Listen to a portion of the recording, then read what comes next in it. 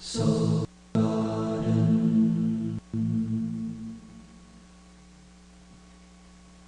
hello and welcome to 2012 officially. I'm your host, Christopher Witecki. This is what I call the ACT series, the ACT series of 2012. I've divided the year into 4 acts, and we are of course in Act 1. And this isn't so much about the calendar of the Mayans and the end of that cycle. That is a 26,000 year cycle. This series is really not about that. This series is about the remarkable shifts we're actually going to see in just the planets we've always known about and the cycles we've always known about.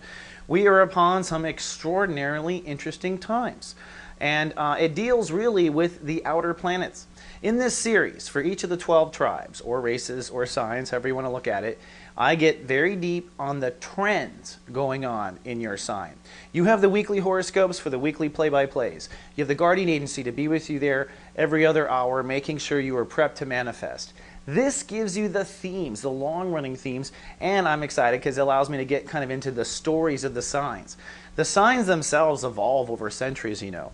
A Capricorn today was not a Capricorn 250 years ago, was not a Capricorn in Rome. It is an evolution because the human species is evolving. So we're at a point where we're beginning to truly re-evolve, where I'm actually seeing signs of the age of Aquarius and enlightenment. In this series, I'll be talking, of course, about Pluto in Capricorn. It's wrapping up its first chapter in Capricorn. This is the countdown to some sort of re-evolution of the way we organize ourselves as humans. The signs are there, and I will point out the signs in your life and point out the signs of the world that I see. Uranus moves into Aries for good, all right? This is huge. Last time Uranus in Aries, 1928. Uranus will hit the spot, the same spot it hit when the stock market crashed in 29 this year. Way before the elections, it'll hit that spot. I'm curious about that. I'll talk about what Uranus in Aries means for you. And of course, for the Earth, it means the breakdown of human ego. Human ego will break down and be reborn. This is what led into depression. This is what broke down America's hopes anyways at that time. Very interested to see how that affects the world. And you'll hear and be interested in how it affects you. Neptune moves into Pisces. This is a huge event. The last time Neptune was in Pisces was 1848, okay? So your grandmother didn't see this. Your great-grandmother may not have seen this. This was the gold rush. Neptune in Pisces is a return to pure God-conscious energy. It is a free-for-all of religion. It is a morality shift. And last time that this happened, we literally had the gold rush. We acquired the rest of the nation. We suddenly became we suddenly began to change our morals around slavery.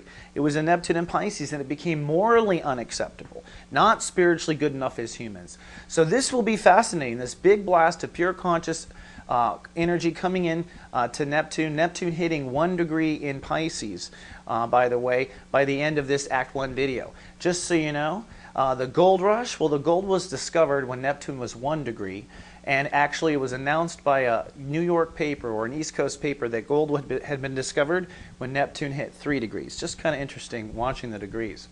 We wrap up the Saturn transit in Libra story. This is what is trying to make things fair, the discussion of what is fair, what are fair taxes, all of our worry of an economy that's out of balance. This is Saturn in Libra, folks. And we are wrapping up this unfair balance, ironically, right before the presidential election of this year in the United States.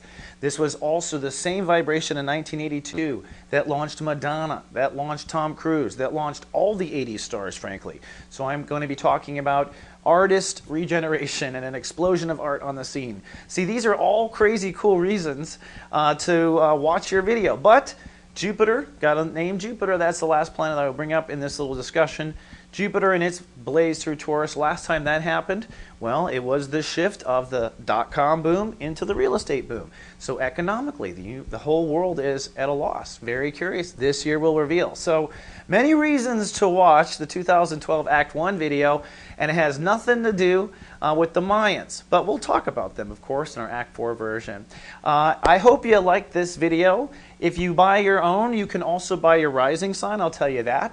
That tells you your backstory going on. We all have 2 stories going on, the foreground and the background. So if you want to see your background, just get your rising sign. I would not recommend getting your moon sign because it doesn't quite work that way with the way I do astrological reporting. Well, I hope you have a good Act 1. I look forward to seeing you in Act 2. Until then, live, love, be.